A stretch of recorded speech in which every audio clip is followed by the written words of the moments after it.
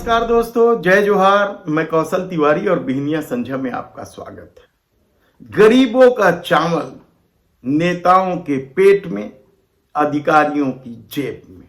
छत्तीसगढ़ में इसी तरीके का खेल चल रहा है और यह खेल पिछले कई सालों से चल रहा है। याद कीजिए आप, रमन सरकार में जो नान घोटाले हुए थे उसकी जांच या उस पर कार्रवाई क्या हुई, कोई बता पाएगा? बड़े बड़े दावे किए गए थे, डायरी बरामद हुई थी, मैडम सीएम, मैडम फलाना, सब कुछ। क्या हुआ? मामला न्यायालय में लंबित है। ईडी ने जांच की कार्रवाई की तो बात की और सीबीआई को मामला सौंपने के लिए न्यायालय में अर्जी दे दी। क्या हुआ कोई नहीं जानता। न्यायालय में हाई कोर्ट ने तो साफ कह दिया है कि जब तक सीबीआई जांच की मांग वाली याचिका को लेकर सुप्रीम कोर्ट के फैसले नहीं आते हैं, वे आगे की कार्रवाई नहीं करेंगे। यानी सब कुछ घालमेल चल रहा है छत्तीसगढ़ में। गरीबों का चावल पर भी डाका डाला गया, लेकिन कार्रवाई के नाम पर कुछ नहीं। और जब सरकार बदली, कांग्रेस की सरकार आई, भूपेश बघेल की सरकार आई। भूपेश बघेल की सरकार में 600 करोड़ रुपए के चावल घोटाले के मामले सामने आए। कमीशन खोरी, राशन दुकानों से लेकर किस किस तरह के आरोप नहीं लगे। खुद नान घोटाले में संदिग्ध रहे डॉक्टर रमन सिंह ने ही यह मामला उठाया था, लेकिन सत्ता आते ही जिस तरीके से अधिकारी थे उनको गोद में बिठाने का खेल खेला गया, वह हैरान कर देने वाला है। गोद में बिठाने का खेल तो पीएससी के घोटाले में भी चल रहा है।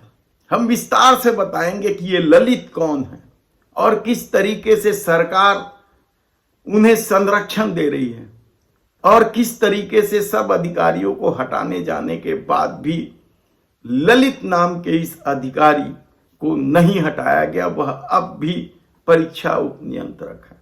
लेकिन आज हम बात कर रहे हैं गरीबों के चावल के साथ भ्रष्टाचार का, घोटाले का। 600 करोड़ रुपए का आरोप है और इस आरोप को लेकर बकायदा डॉक्टर रमन सिंह ने पत्रकार वार्ता ली थी। सरकार बदलने के बाद वह अधिकारी अभी तक जमा रहा, कल ही उन्हें हटाया गया। यानी राजीव कुमार जायसवाल की ठसक का अंदाजा आप लगा सकते हैं, जिस पर पूरी भाजपा विपक्ष में रहते हुए हमलावर थी। भूपेश बघेल पर भी भ्रष्टाचार के आरोप लगे। उस राजीव कुमार जायसवाल को 9 महीने 10 महीने तक उस पद पर बने रहने दिया गया।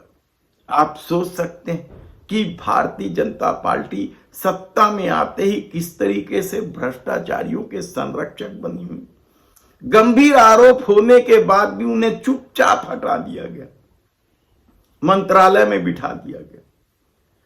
दावा किया जा रहा था कि इस अधिकारी के रहते जांच हो ही नहीं सकती निष्पक्ष रूप से। विधानसभा में भी मामला उठा। विधानसभा ने बकायदा 5 सदस्यों की इस मामले को लेकर जांच समिति भी बना दी, लेकिन वह पद पर बना हुआ था, अब जाकर हटाया गया। और वह भी तब जब शासन स्तर पर शिकायत को लेकर दबाव बनाया गया। यानी मामला विधानसभा में भी उठा, तब भी कुछ नहीं हुआ। और अब उस पर कार्रवाई की बजाय चुपचाप हटा देने का क्या मतलब है? आप सोचिए कि किस तरीके से छत्तीसगढ़ में खेल चल रहा है।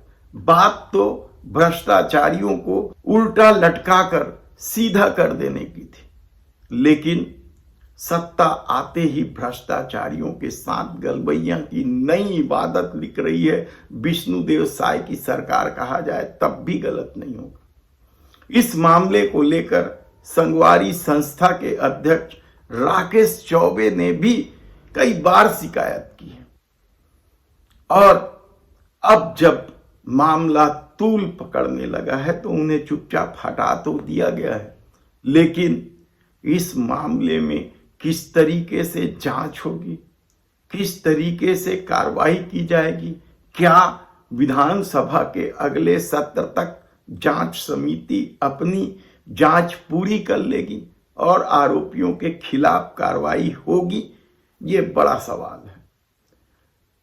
धन्यवाद।